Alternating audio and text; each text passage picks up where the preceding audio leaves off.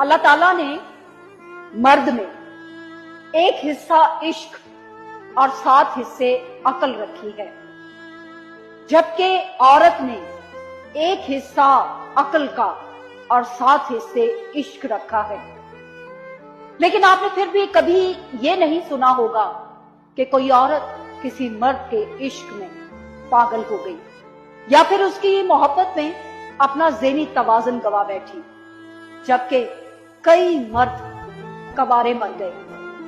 किसी औरत की झूठी मोहब्बत में, कई मज़ारों पर जाकर बैठ गए मौत के इंतजार में, कई पागल खानों की नजर हो गए,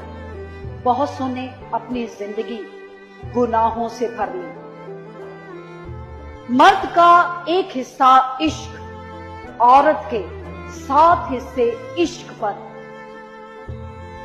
भारी है।